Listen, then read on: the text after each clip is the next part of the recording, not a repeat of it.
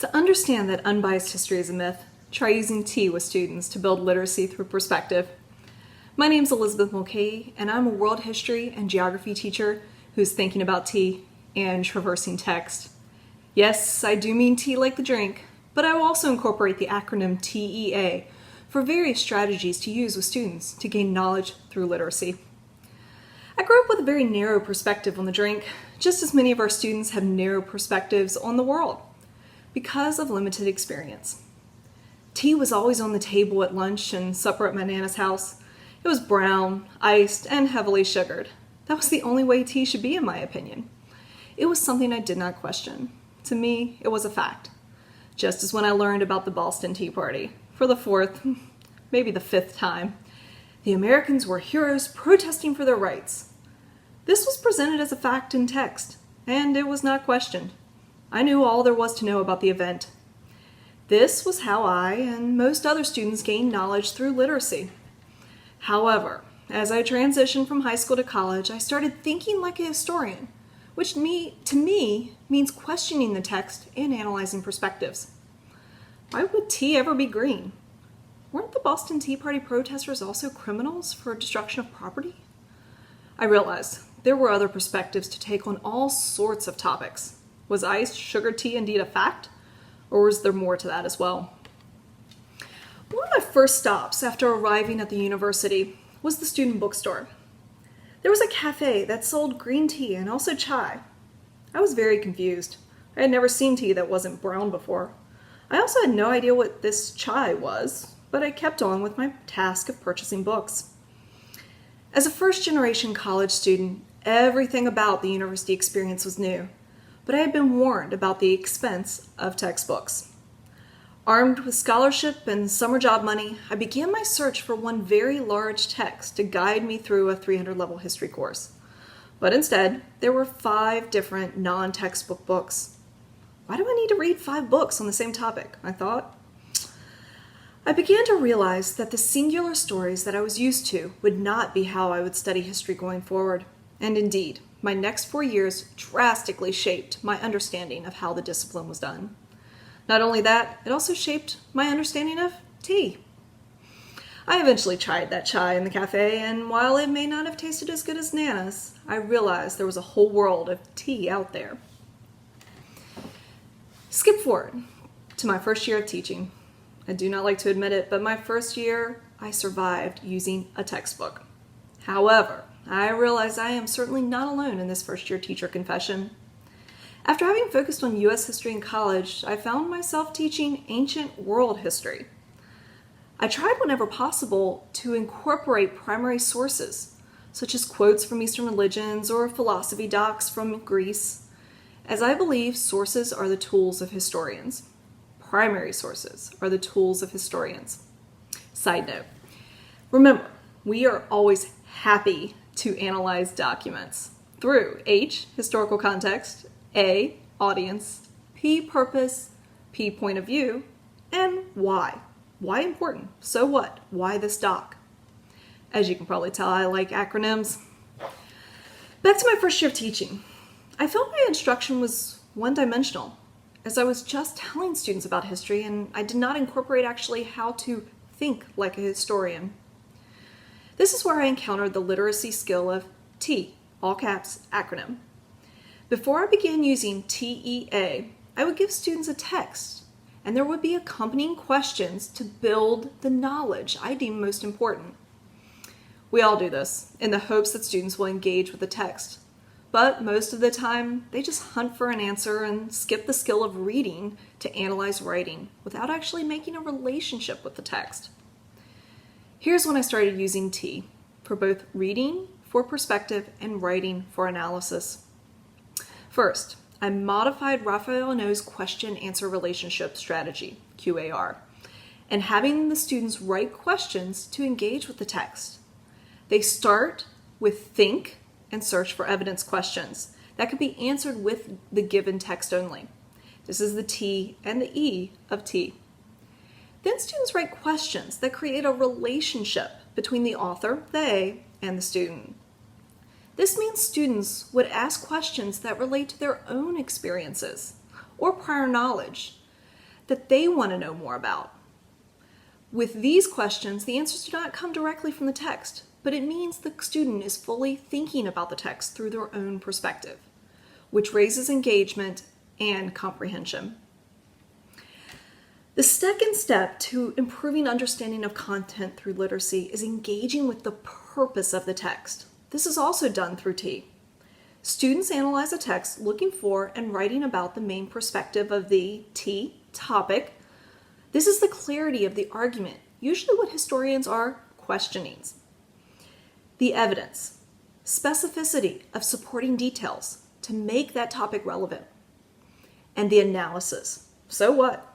Why take the time to study, talk, write about this topic? The myth of unbiased history is directly evident in the curriculum organization of American schools. Currently, my students only have world history in 3rd, 9th, and 10th grades, and often 9th is geography. That alone offers an explanation of why there is so much reliance on textbooks. World history teachers have so little time, the classes are often just skewed surveys of Western perspective.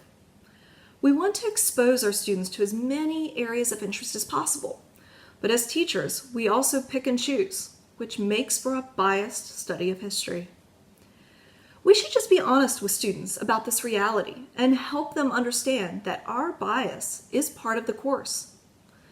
With this and my first experience in the college bookstore in mind, I try to introduce sections from the works of historians whenever possible.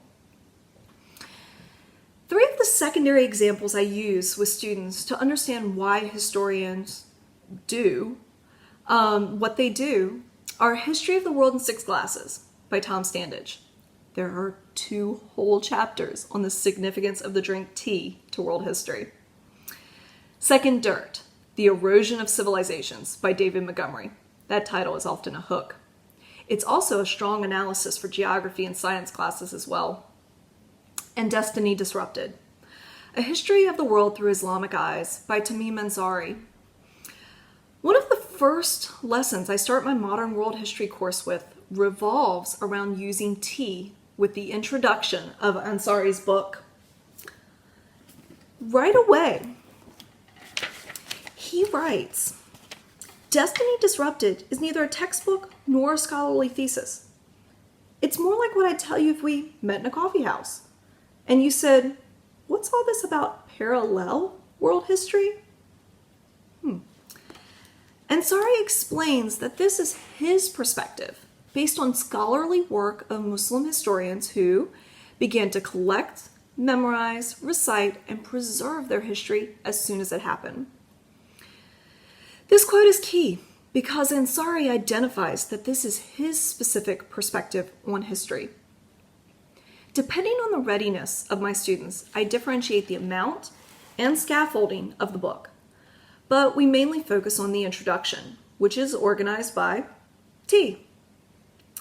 The topic or thesis questions that Ansari focuses on are, how does the history of the world through an Islamic lens differ from that of Western historians, scholars? Should students study alternate historiographies?